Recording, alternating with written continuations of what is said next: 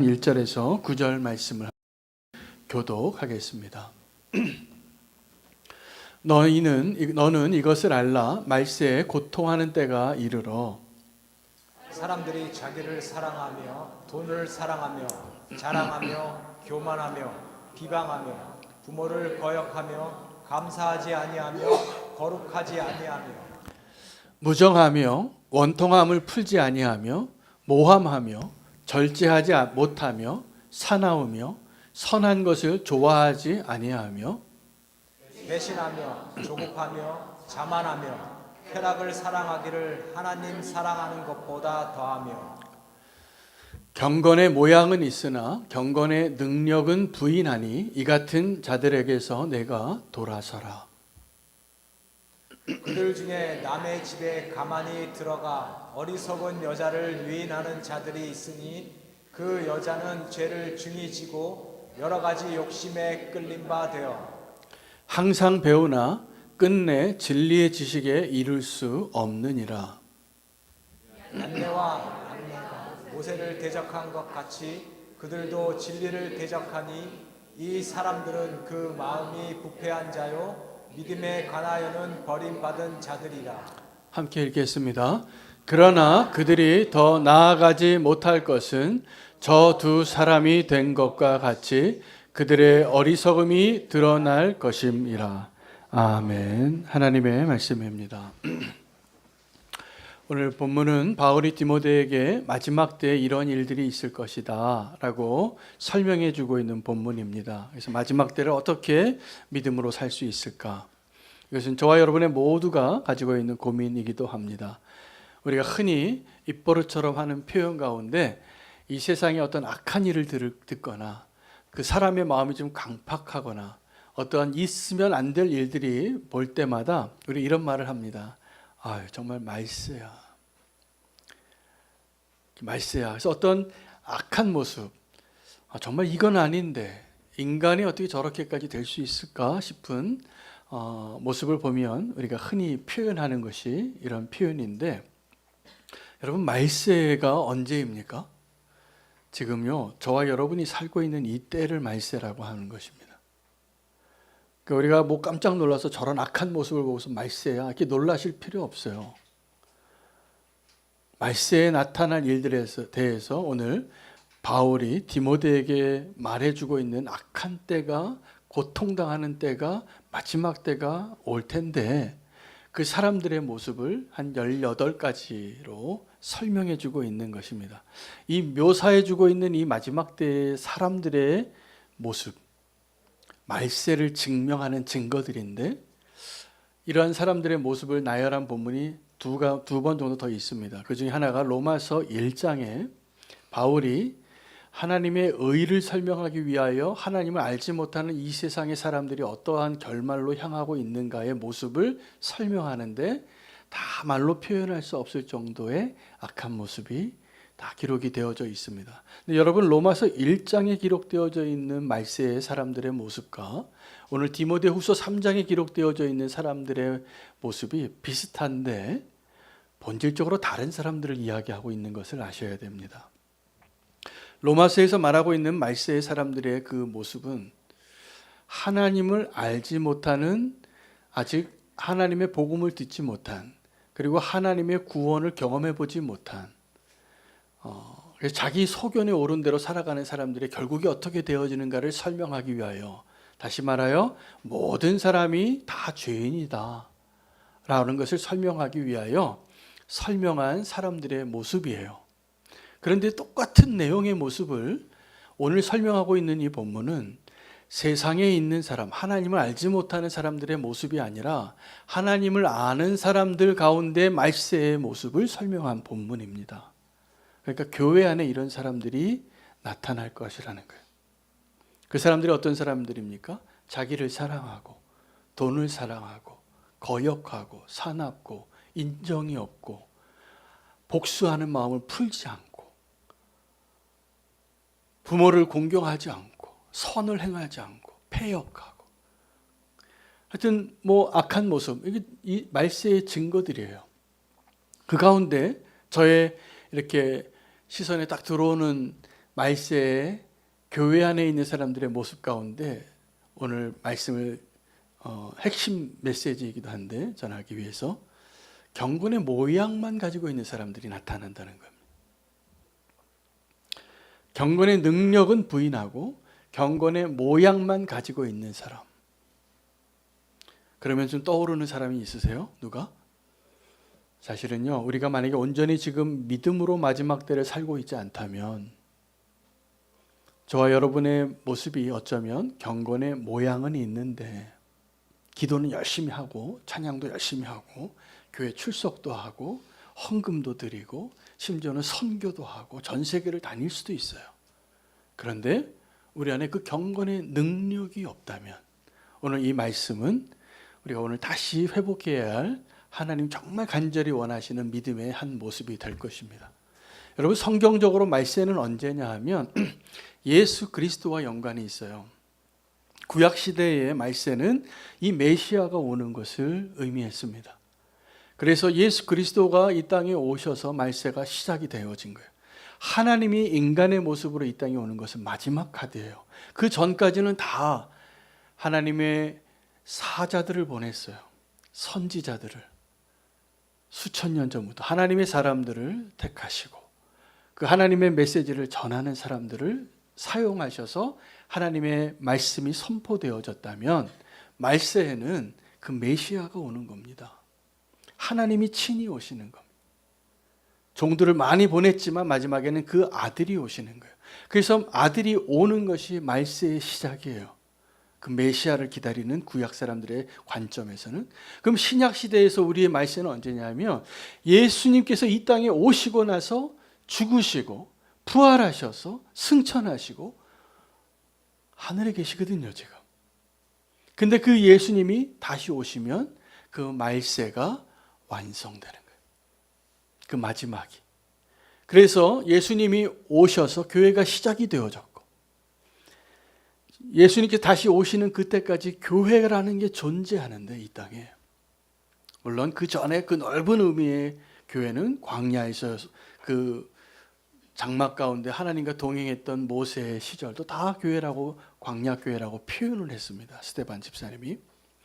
그러나 성령님께서 오셔서 예수님께서 승천하시고 시작되어진 이 교회의 모든 역사는 배경이 똑같아요. 말세를 사는 거예요. 그러면 우리가 지금 믿음 생활을 한다는 것, 교회로 살아간다는 것, 교회를 세운다는 것은 말세에 우리가 어떻게 사는가에 달려 있습니다. 2000년 전에 교회가 시작이 되어지고 바울이 서신서를 쓸 때 그 마지막 때를 어떻게 살라라고 설명해 줬어요. 그 말세 종말론에 대해서 가장 구체적으로 설명되어진 신약 서신이 어떠한 서신이냐면 데살로니가 전후서예요. 부활신앙, 종말신앙을 잘 붙잡으라고. 오해를 하죠. 그 마지막 때가 언제인지 모르니까. 그래서 이 데살로니가 전서는 임박한 종말에 대해서, 데살로니가 후서는 그런데 오지 않아서 이제 연기되어진 종말에 대해서 설명해 주고 있는 거예요.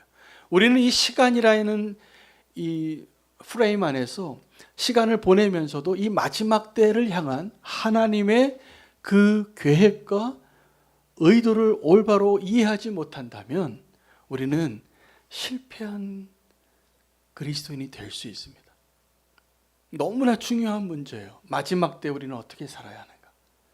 우리가 종말을 살면서도 종말을 원치 않는 성도와 같이 살 때가 있어요. 언제입니까?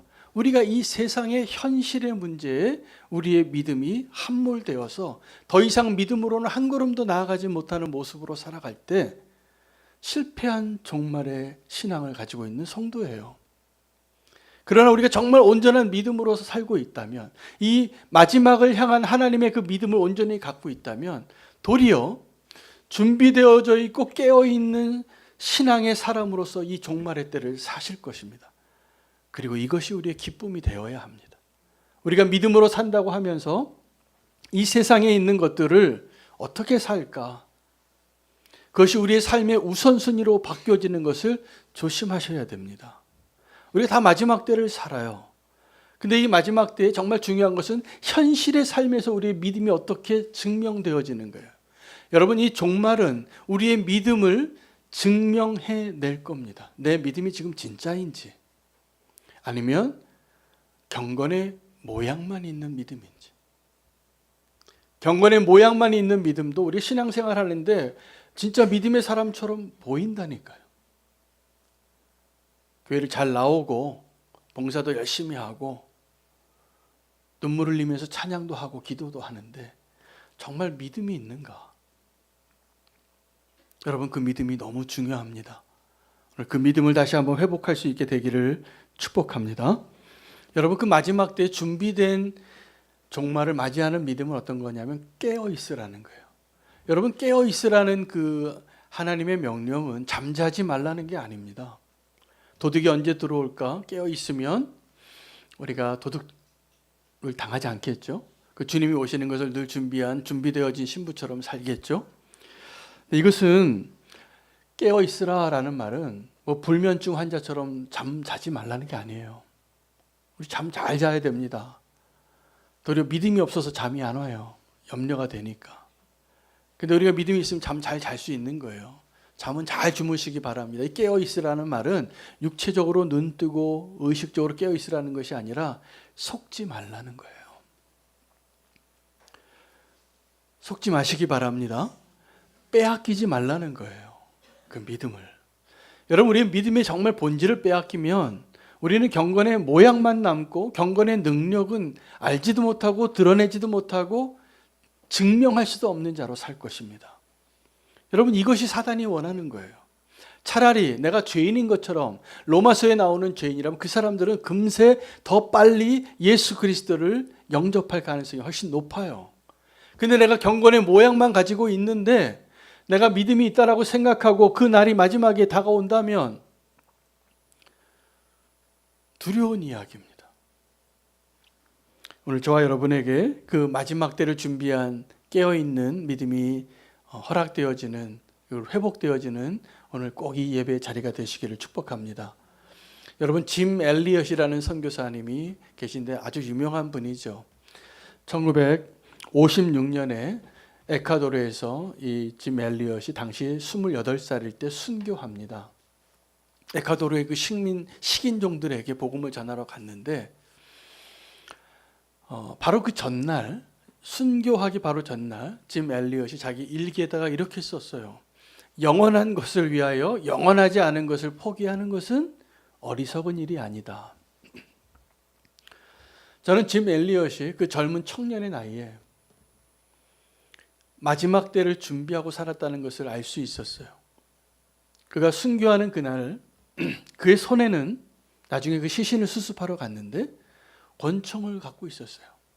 근데 자기를 향하여 창을 들고 고함을 지르고 달려들는 그 식인종들에게 자기가 정말 살기를 원했다면 총을 사용할 수 있었어요. 근데 그 총을 사용하지 않아요. 그리고 다른 걸 사용해요. 믿음을 사용하고 사랑을 사용한 거예요. 그는 처참하게 죽임을 당하고 순교하지만 하나님 그의 순교를 헛되게 낭비하지 않으셨습니다. 결국 그 마을이 다 예수님 믿는 마을로 결국 바뀌어요. 자기의 아내와 아이들이 다시 그 아버지가 순교했던 그 마을로 다시 들어가요. 다시 선교 사역을 하러. 그 마을의 추장, 그때 그 짐 엘리엇을 죽였던 사람이 예수님 믿고 목사가 돼요. 놀라운 변화가 일어나는 거예요. 이 모든 것이 어떻게 가능했느냐? 그에게는 이 종말 신앙이 정말 있었기 때문이에요.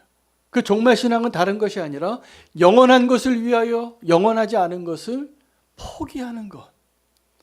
사람들은 그러한 모습을 보고 다 어리석다라고 말하는데 이게 어리석지 않다라고 그는 믿었던 것이죠. 여러분, 이것이 종말 시대의 마지막 때 저와 여러분이 선택해야 할 믿음의 선택인 것입니다. 좀 포기하기 어려운 것들이 있죠.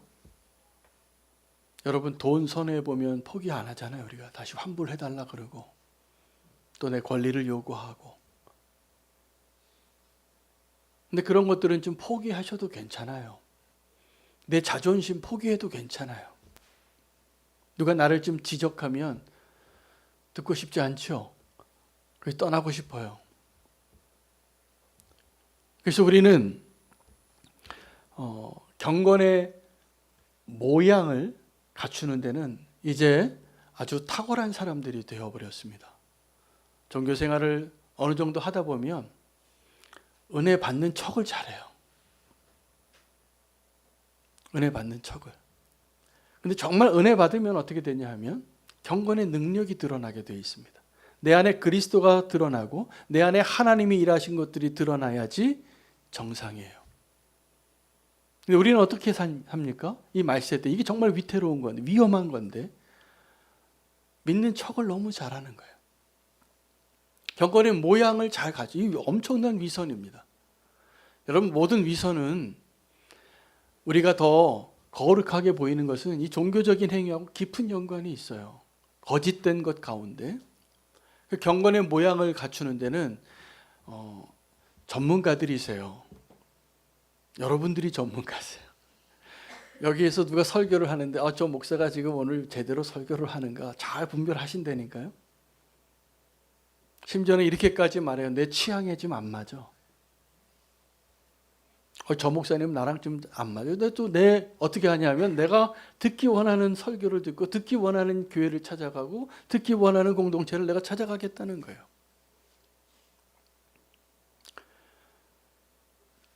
지난주에 기독교 신문에 일면에 이런 그 조사한 자료가 나왔더라고요. 요즘 사람들이 교회를 선택할 때 굉장히 중요하게 여기는 것, 교회를 떠날 때 떠나는 이유, 그 내용이 저에게 아주 오늘 설교하고 딱 맞는 예화가 됐습니다. 요즘 교회를 찾을 때 어떤 교회에 더 많은 성도님들이 잘 몰리냐 하면 찬양이 좋아야 된대요. 그 찬양에서 내가 감정적으로 은혜를 받고 감동이 되고 막 예배 드릴 수 있는 곳에 교회가 부흥이 되나 봅니다. 그럼 어느 교회를 다니다 출석하다 떠날 때 첫 번째 가장 큰 이유가 뭐냐면 설교가 너무 길대요. 설교가 너무 길어서 떠난대요. 그래서 제가 알았어요. 이 시대의 성도님들의 믿음이 사실은 증명된 자료거든요. 그게 내가 원하는 스타일의 예배의 행위를 내가 선택해서 하는 것은 기뻐하고 설교가 안 들리는 거죠. 그리고 말씀으로 은혜 받기보다는 그런 얘기를 지적하는 설교나 이렇게 하나님의 명령하는 말씀을 그대로 전할 때는 거부감이 생기는 것 같아요.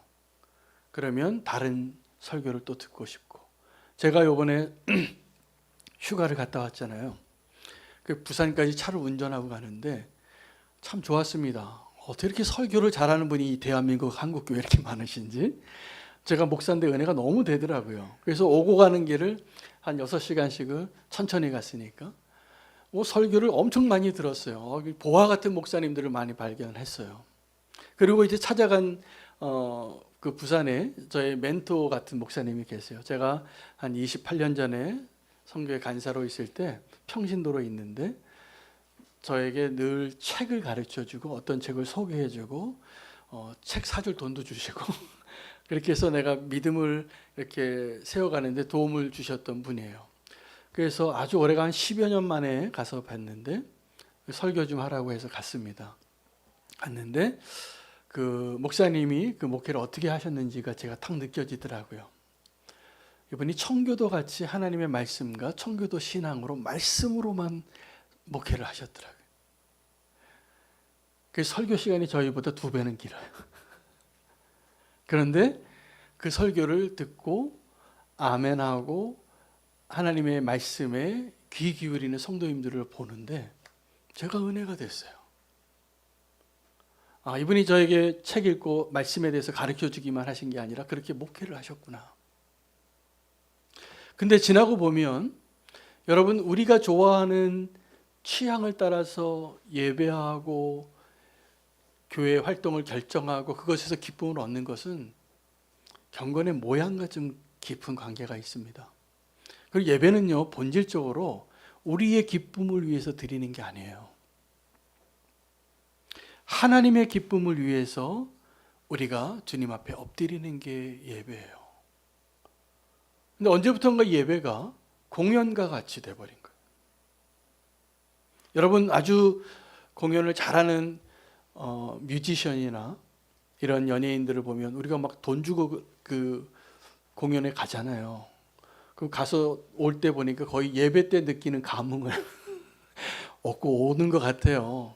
근데 여러분, 우리가 예배하는 건 그런 게 아니에요. 가서 우리가 위로받기 위한 것이 예배가 아님을 꼭 기억하시기 바랍니다.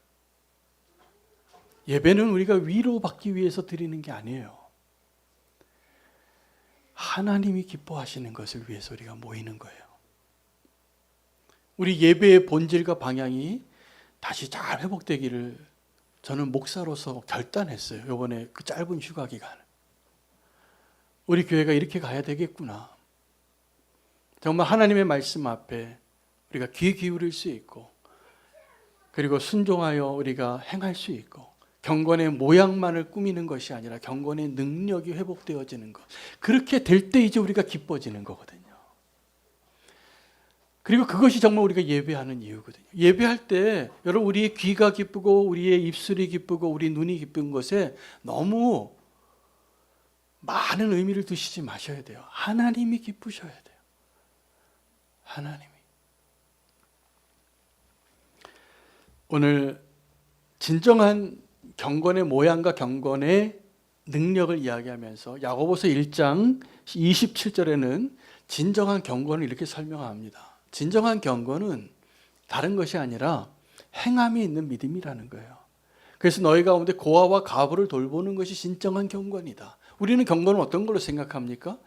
금식 기도하고 우리 모여서 함께 부흥회하고, 이게 경건의 모습이라고 생각하는데, 야고보는 이미 뭐라고 그 믿음의 핵심을 간파하고 우리에게 명령하냐 하면, 고아와 과부, 우리가 이웃이라고 생각할 수 없는 그들에게 찾아가서 그들을 도우라는 거예요. 이게 경건이라는 거예요.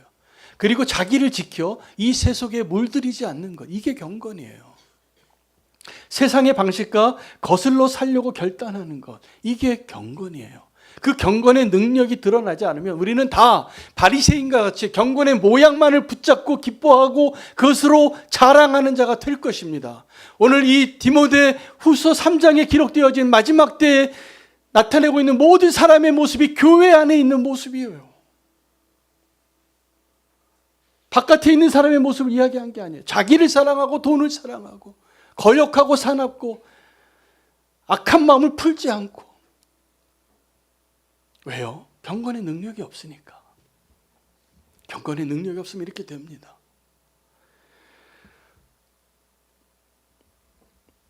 그 경건에 대한 이야기를 하면서 바울이 얀네와 얀브레라는 두 사람의 이야기를 소개하는데, 이 사람은 성경에 사실은 제가 이 얀네와 얀브레가 출애굽기에 나오나 찾아봤어요. 근데 안 나와요. 오늘 이 디모데 후서에만 나오는 인물이에요. 이름은 성경 여기 한번 딱 나옵니다. 근데 이 얀네 얀브레가 어떤 사람이냐면, 모세가 애굽에서 출애굽하기 위한 10가지 재앙을 행할 때 하나님의 심판이 임하죠. 첫 번째, 두 번째 재앙까지는 애굽의 마술사들이 똑같이 합니다. 그래서 이 지팡이가 뱀이 되고 모세가 모세의 지팡이를 잡아먹죠. 또 이 나일강이 피로 변해요. 그 일까지 똑같이 해요. 그러니 이 바로가 얼마나 마음이 더 완악하고 완고해지겠어요. 이거 별거 아니다. 그 얀네와 얀브레는 능력 있는 사람으로 하나님의 사람 모세를 대적하여 그 기적을 베풀던 사람들이에요. 근데 말세에 어떤 사람들이 나타나냐면 이 얀네와 얀브레와 같은 사람을 소개하면서 전혀 다른 컨텍스트에서 어떤 사람들을 소개하는데, 이런 사람들입니다. 가만히 남의 집에 들어가서 가르치는 자, 그리고 그 가르침을 듣는데 끊임없이 배우나 하나님을 아는 진리에 도달할 수 없는 자. 그래서 그 여인들은 그 죄의 무게가 너무 무거워서 헤어나오지를 못하고 깨닫지 못하고 계속 그 어리석음에 있는 자들이에요. 여러분, 우리가 예배의 기쁨이나 신앙생활의 기쁨을 나의 성향과 내 소견에 오른 대로 살아가면 얀네와 얀브레가 됩니다. 그리고 아무리 배워도 하나님을 아는 지식에 도달할 수 없는 자들이 됩니다. 이 어리석은 여인들이죠. 이 어리석은 여인들은 특징이 뭐냐면 잘 속아요. 어떤 말씀에 대해서 금방 마음이 혹하게 되는 거예요. 그런데 끊임없이 배우긴 배우는데 하나님을 아는 진리에 도달하지 못한대요. 왜 그럴까요? 왜 내가 듣고 싶은 이야기만 듣게 되어서 이렇게 될까요? 경건의 능력을 경험해 보지 않아서 그래요. 경건의 모양만으로 만족하는 신앙생활에서 여러분 우리가 그것을 벗어나서 이제 경건의 능력을 경험하는 이 일이 마지막 때를 살아가는 성도에게 얼마나 중요한지 반드시 아셔야 돼요. 얀네와 얀브레가 다른 데 있는 것이 아닙니다. 여러분 우리의 믿음을 허무는 자들을 조심하십시오. 우리 지난주 본문이죠. 후메네오와 빌레도는 부활이 이미 지나갔다라고 가르치는 잘못된 교리를 가르침으로 사람들의 믿음을 무너뜨리는 자들이라 책망받았어요. 여러분 우리의 믿음은 과거의 나의 모습과 오늘 나의 모습과 미래의 나의 모습 가운데 하나님께로 나아갈 수 있는 하나님의 축복의 방식입니다. 믿음이. 할렐루야. 그래서 우리가 믿음으로 한 걸음씩 더 나아가야 되는데 오늘 이 얀네와 얀브레 또 가만히 들어와서 늘 잘못된 진리를 가르치는 사람과 더불어서 그 가르침을 듣고 아무리 많이 배워도 잘 속기만 하고 믿음이 자라지 않고 하나님 아는 지식에 도달하지 못하는 그 사람들을 이렇게 표현했어요. 더 나아가지 못하는 자. 더 나아가지 못하는 자. 이 말씀, 이 표현을 묵상하다가 하나님이 저에게 안타까운 마음을 좀 주셨어요. 왠지 아십니까? 그런 성도님들이 너무 많아요. 믿음으로 더 나아가야 하는데 더 나아가지 못하는 믿음으로 살고 있는 것에 그냥 안주하지 마시기를 바랍니다. 여러분, 우리의 믿음의 삶은 출애굽하여서 광야에서 보내는 시간을 의미해요. 하나님께서 우리를 이전에 죄악 가운데 사망의 음침한 골짜기 가운데 앉아있던 자를 건지셔서 믿음의 길을 가게 하시는데 그때 이 광야에 사는 이스라엘 백성들에게 하나님이 애굽에서의 삶과 가장 큰 차이는 환경이 아니라 그 사람들의 신분이 바뀌었습니다. 그렇죠? 내 백성이 되고 이제 하나님과 늘 동행해서 함께 하는데 이 사람들이 조금만 어려움이 있으면 뭐 했는지 아십니까? 뭐라고 말했는지 아십니까? 돌아가겠다 그랬어요. 애굽으로. 근데 애굽은 어떤 것이냐? 그들이 종으로 살던 때예요. 여러분 종도 다 좀 먹이면서 일 시키잖아요. 힘을 써야 되니까. 자유를 박탈당하고. 근데 저와 여러분에게 하나님께서 우리에게 믿음으로 사는 삶이 뭐냐 하면 우리에게 자유를 주셨을 때 그 자유를 사용해서 하나님과 함께 기쁨으로 동행하는 삶을 누리게 하시는 거예요.